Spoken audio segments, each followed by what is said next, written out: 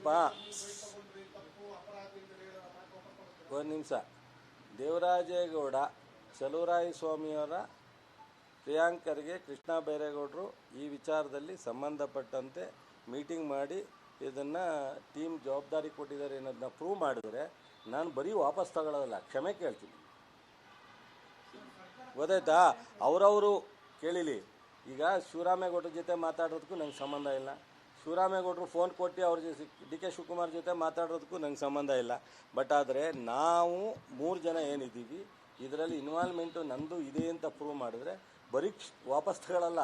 ರಾಜಪ್ಪ ಸಾರಿ ಅಂತ ಹಿಂಗೆ ಹೇಳ್ತೀನಿ.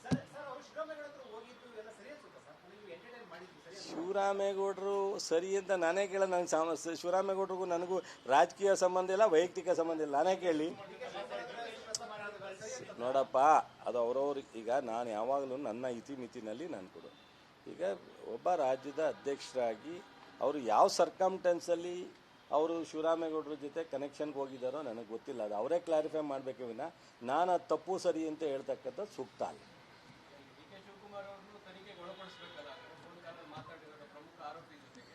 ಅದನ್ನು ಅವಶ್ಯಕತೆ ಇದ್ದರೆ ಅವರು ತೀರ್ಮಾನ ತಗೊಳ್ರಿ ಬಿಡಿ. SIT ಸಂಸ್ಥೆ ಇದೆ, ಕೋರ್ಟ್ ಇದೆ, ನಾನು ಹೇಳೋಕ್ಕಾಗುತ್ತಾ? So D K Shivakumar clarify ಮಾಡೋದನ್ನು ನಾನು ಕ್ಲಾರಿಫೈ ಮಾಡಿ ಅಂತ ಡಿ ಕೆ ಶಿವಕುಮಾರ್ಗೆ ಹೇಳೋಕ್ಕಾಗುತ್ತಾ? ಸೊ ಯಾವ ಸರ್ಕಮ್ಟೆನ್ಸಲ್ಲಿ ನಾನು ಅದನ್ನೂ ಮಾತಾಡಿಲ್ಲ. ನೀವು ನೆಮ್ತಿರೋ ಬಿಡ್ತಿರೋ, ಶಿವರಾಮೇಗೌಡರ ಜೊತೆ ನೀವು ಯಾಕೆ ಮಾತಾಡಿದ್ರಿ, ಶಿವರಾಮೇಗೌಡರು ಯಾಕೆ ಫೋನ್ ಕೊಟ್ಟರು, ಈ ವಿಚಾರನೂ ನಾನು ಡಿ ಕೆ ಶಿವಕುಮಾರ್ ಅವ್ರ ಜೊತೆ ಚರ್ಚೆ ಮಾಡಿ. ನನಗಿದು ಅವಶ್ಯಕತೆ ಇಲ್ಲದೆ ಇರ್ತಕ್ಕಂಥ ವಿಚಾರ. ಆಮೇಲೆ ನಾನು ಒಬ್ಬ ರಾಜ್ಯದಲ್ಲಿ ನಡಿ ಈಗ ಶುರು ಮಾಡೋಣ. ಕೇಸರಿಯಿಂದ ಮನೋಲ್ಲಾಸ ಮನಸ್ಸು ಮತ್ತೇರಿ ಕುಣಿದಾಡಿದೆ ನೋಡು, ಮನಸ್ಸು ಮತ್ತೇರಿ ಕುಣಿದಾಡಿದೆ ನೋಡು. ಕ್ಷಣ ಕ್ಷಣವೂ ಆಚರಿಸಿ ಕೇಸರಿ ಹಬ್ಬ.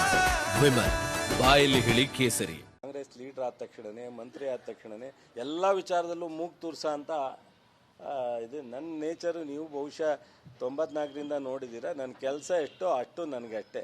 ನನ್ನ ಇಲಾಖೆ ಕೊಟ್ಟಿದ್ದಾರೆ, ನನ್ನ ಜಿಲ್ಲೆ ಜವಾಬ್ದಾರಿ ಕೊಟ್ಟಿದ್ದಾರೆ, ಅಷ್ಟಕ್ಕೆ ಸೀಮಿತವಾಗಿ ಕೆಲಸ ಮಾಡ್ತೀನಿ ವಿನ ನನಗೆ ಮುಖ್ಯಮಂತ್ರಿಯವರೋ ಪಕ್ಷದ ಅಧ್ಯಕ್ಷರು ಜವಾಬ್ದಾರಿ ಕೊಟ್ಟರೆ ಕರೆದ ಅದಕ್ಕೆ ಜವಾಬ್ದಾರಿಗೆ ಅದು ಏನು ನಮ್ಮಲ್ಲಿ ನನ್ನ ನೇಚರಲ್ಲಿ ನಾನು ಜನತಾದಳದಲ್ಲಿದ್ದಾಗಲೂ ನೋಡಿದ್ದೀರಾ ನೀವು ಭಾಳಷ್ಟು ಜನ, ಈಗಲೂ ನೋಡಿದ್ದೀರಿ. ಹೇಳದ್ದೆಲ್ಲ ಕೇಳೋ ಅಂಥ ಮನುಷ್ಯನೂ ಅಲ್ಲ ನಾನು. ನನಗೆ ಯಾವುದು ಸರಿ ಅನ್ನಿಸ್ತದೆ ಅದು ಮಾಡಿರ್ತೀವಿ, ಗೌರವ ಕೊಡುವಂಥದ್ದು ಕೊಟ್ಟಿರ್ತೀವಿ. ಅದಕ್ಕಿಂತ ಅದರಿಂದ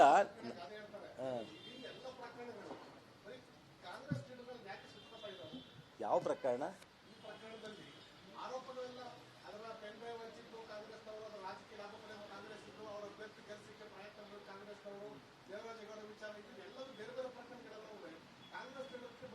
ನೋಡಿ, ನೀವು ಇದರಿಂದ ಏನು ಕಾಂಗ್ರೆಸ್ಗೆ ಅನುಕೂಲ ಆಗಿದೆ ಹೇಳಿ ನೋಡಿ.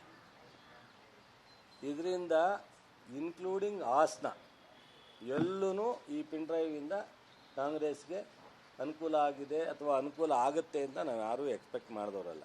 ಇದು 25ನೇ ತಾರೀಕು ಅಲ್ಲಿ ಇಲ್ಲಿ ಬಂದದ್ದು. ಇದೆಲ್ಲ ಹೊರಗಡೆ ಬಂದದ್ದು 30ನೇ ತಾರೀಕು ಆದಮೇಲೆ ಭಾಳ ಹೆಚ್ಚಿನ ಪ್ರಮಾಣದಲ್ಲಿ ಹೊರಗಡೆ ಬಂದಂಥದ್ದು ಇದು. ಹಾಗಾಗಿ ಇದರಿಂದ ಕಾಂಗ್ರೆಸ್ ಪಕ್ಷಕ್ಕೂ ಅನುಕೂಲ ಆಗಿಲ್ಲ, ಚುನಾವಣೆಗೂ ಅನುಕೂಲ ಆಗಿಲ್ಲ ಈ ಪಿನ್ ಡ್ರೈವಿಂದ. ಇದು ನಿಮಗೆ ಡೀಪಾಗಿ ಹೋದರೆ ನಿಮಗೆ ಗೊತ್ತಾಗುತ್ತೆ. ಸೊ ದೇವರಾಜೇಗೌಡ ಈ ಪೆನ್ ಡ್ರೈವ್ನ 1 ವರ್ಷದಿಂದ ಮುಂದೆ ನನ್ನ ಹತ್ರ ಇತ್ತು ಅಂತ ಹಿಡ್ಕೊಂಡು ಆಟ ಆಡ್ತಿದ್ದು. ಅದು ಬಿಟ್ಟರೆ ಯಾರು ಡ್ರೈವರ್ ಇದ್ದಾನೆ ಕಾರ್ತಿಕ್ ಅಂತ, ಅವ್ರಿಗೆ ರೇವಣ್ಣನ ಮಗ ಪ್ರಜ್ವಲ್ಗೆ ಏನು ಡಿಫ್ರೆನ್ಸ್ ಇತ್ತು. ಸೊ ಇದು ಹೊರಗಡೆ ಬರಲಿಕ್ಕೆ ಅವರಿಬ್ಬರು 3 ಜನದಲ್ಲೇ ಇದು ನಡೆದಿರ್ತಕ್ಕಂಥ ವಿಚಾರ ಅಂತ ಮೇಲ್ನೋಟಕ್ಕೆ ನಿಮಗೂ ಗೊತ್ತಾಗುತ್ತೆ, ನಮಗೂ ಗೊತ್ತಾಗುತ್ತೆ. ಇದಕ್ಕಿಂತ ಡೀಟೇಲ್ ಕಾಂಗ್ರೆಸ್ನವ್ರ ಮಧ್ಯದಲ್ಲಿ ಇದರಲ್ಲಿ ಪ್ರವೇಶ ಏನಿರುತ್ತೆ. ಆಮೇಲೆ ಪೆನ್ ಡ್ರೈವ್ನ ನಾನಲ್ಲ ರೀ, ನೀವು ಇಂಥ ವಿಚಾರನ ಮಧ್ಯೆ ಎಂಟ್ರಿ ಹಾಕಿ ಇಷ್ಟಪಡ್ತೀರೇನ್ರಿ? ಪ್ರಾಮಾಣಿಕವಾಗಿ ಹೇಳೋದು, ಯಾರು ಇಂಥ ವಿಚಾರನ ನೋಡ್ದಂಗೆ ಹೋಗ್ತಕ್ಕಂಥ ವಿಚಾರವನ್ನು ತಲೆ ಕೆಡಿಸ್ಕೊಳ್ಳುವಂಥದ್ದು ಯಾರೂ ಮಾಡಲ್ಲ. ಯಾಕೆ ಈ ವಿಚಾರದಲ್ಲಿ ಇವ್ರು 3 ಜನದಲ್ಲಿ ಏನು ನಡೀತು ಅನ್ನೋದನ್ನು ತನಿಖೆ ಆದಮೇಲೆ ಗೊತ್ತಾಗುತ್ತೆ. ಎಷ್ಟೋ ಈ ದೇಶದಲ್ಲಿ ನಡೆದಿದೆ, ಇಷ್ಟು ದೊಡ್ಡ ಪ್ರಮಾಣದಲ್ಲಿ ನಡೀದೇ ಇರ್ಬೋದು, ಸಣ್ಣ ಪುಟ್ಟ ಪ್ರಮಾಣದಲ್ಲಿ ಎಷ್ಟು ವಿಚಾರದಲ್ಲಿ ಇಂಥದನ್ನು ಬೆನ್ನತ್ಕೊಂಡು ಹೋಗಿದ್ದಾರೆ ಹೇಳಿ ನೋಡೋಣ. ಈ ಪ್ರಪಂಚದಲ್ಲೇ ನಡೆದಿದೆ. ಒಂದೋ ಎರಡೋ ಇನ್ಸಿಡೆಂಟ್, ಈಗ ಮೊನ್ನೆ ಕೃಷ್ಣ ಬೈರೇಗೌಡರಂಗೆ ಬಹಳ ದೊಡ್ಡ ಪ್ರಮಾಣದ್ದು ಇರ್ಬೋದು ಇದು ಸ್ಕ್ಯಾಮು, ಬಟ್ ಆದರೆ ಒಂದೇ ಆಗಲಿ ಎರಡೇ ಆಗಲಿ ಅಪರಾಧನೇ. ಆದರೆ ಎಲ್ಲ ವಿಚಾರದಲ್ಲೂ ಸಹ ಇಂಥ ವಿಚಾರದಲ್ಲಿ ಯಾರೂ ಸಹ ಬೆನ್ನತ್ಕೊಂಡು ಹೋಗ್ತಿರಲಿಲ್ಲ. ಯಾರು ಆಗಿದೆ ಅವ್ರು ಸಂತ್ರಸ್ತರು ಅಥವಾ ತಪ್ಪು ಮಾಹಿತಿ ಬಂದರೆ ಅವ್ರ ಮೇಲೆ ಕ್ರಮ ಆಗ್ತಿತ್ತು, ಕ್ಲೋಸ್ ಆಗ್ತಿತ್ತು ಅದು.